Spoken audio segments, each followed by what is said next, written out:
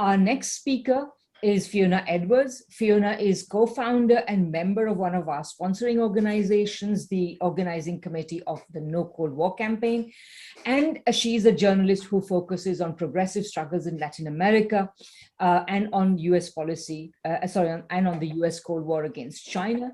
She's also the editor of the Eyes on Latin America website and a national officer of the Stop the War Coalition in the United Kingdom, or in Britain, rather, sorry. Fiona, please go ahead. Thank you very much for that introduction, Radhika, and it's a great honour to speak today amongst such brilliant company. I'd like to start by congratulating the Federation of Cuban Women, who this week celebrated their 61st anniversary.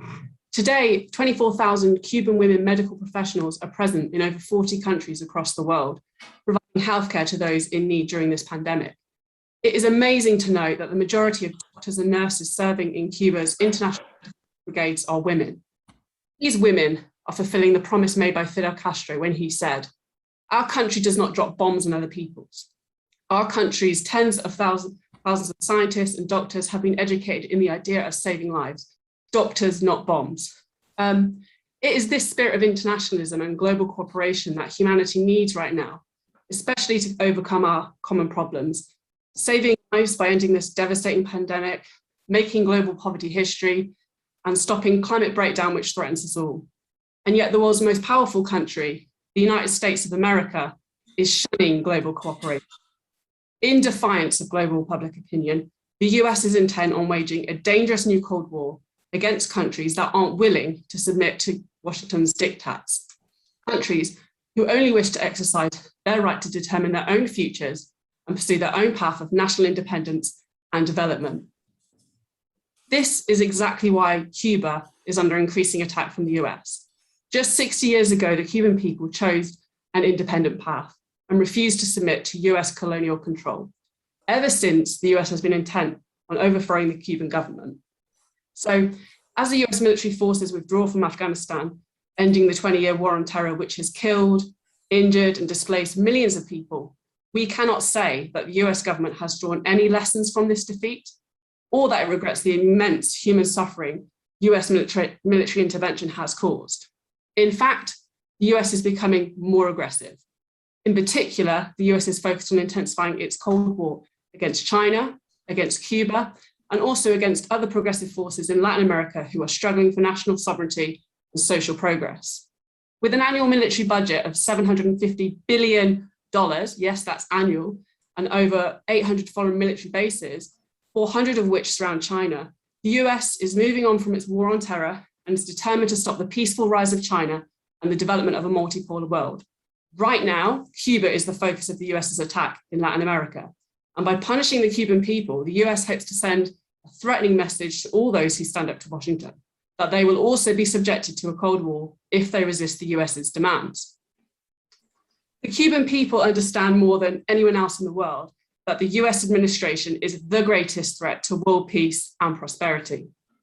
For 60 years, Cuba has endured US aggression, as all of the other speakers have outlined. It is estimated that the US blockade has cost the Cuban economy over $147 billion. It is absolutely disgraceful that the US, during the global pandemic, chose to make the Cuban people suffer more by tightening its blockade with further sanctions started by President Trump and continued and intensified by President Biden.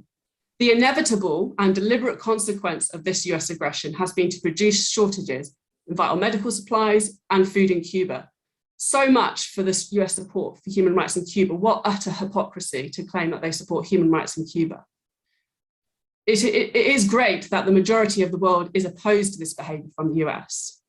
In June, at the UN General Assembly, 184 countries voted against the US economic blockade of Cuba. Only 2 countries voted in favor of it. So the US has completely failed to win international support for its attacks on Cuba. And even the US's closest allies have refused to support them. Indeed, in response to the US's latest attempts to destabilize the situation in Cuba through the waging of an enormous international media campaign of disinformation and the imposition of further sanctions, in response to all of this, people all over the world have mobilized against the US to support Cuba.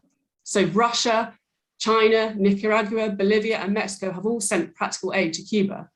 And also there is some significant support in the US itself against the US aggression against Cuba. In the New York Times, over 400 celebrities and organizations, many of them from the US itself, signed an open letter calling on Biden to let Cuba live and end US aggression. For centuries, the US has sought to dominate Latin America and the Caribbean, regarding the region as Washington's backyard. And unfortunately, this continues to be the case. However, the US does face major challenges because progressive forces across the continent are pushing forward in their struggle for self-determination. So in Peru, Castillo this year won the presidential election on a promise of using the country's national resources for the people's development. The sovereign and legitimate governments of Venezuela, Nicaragua, and Cuba have successfully resisted US attempts to overthrow them against the enormous pressures of economic warfare and campaigns of destabilization. In Bolivia last year, the people overturned a US-backed coup against Evo Morales and the movement towards socialism.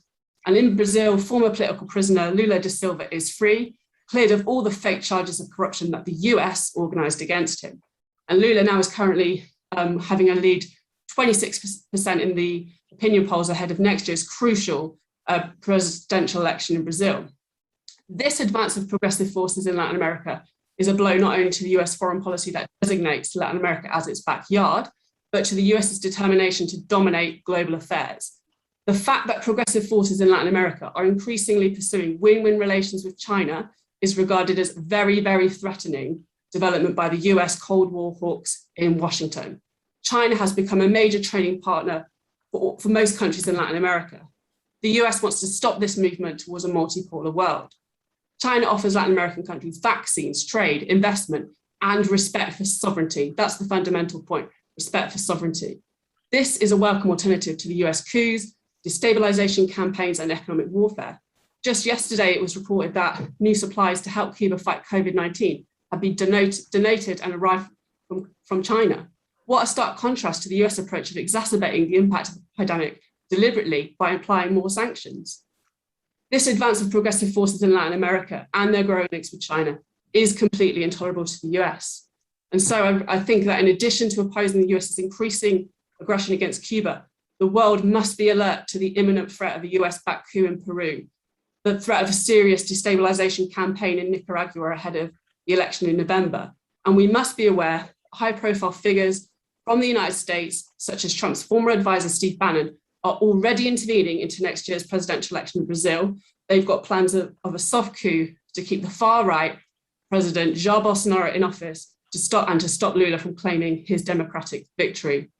The US Cold War in Latin America, in other words, is heating up, and Cuba will continue to be on the front line of US attacks. Just a final word.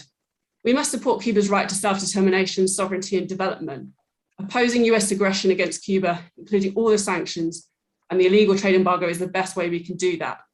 This is not radical, it's simply just and in line with world opinion. It is also key for world peace and the struggle against the new Cold War. Let Cuba live.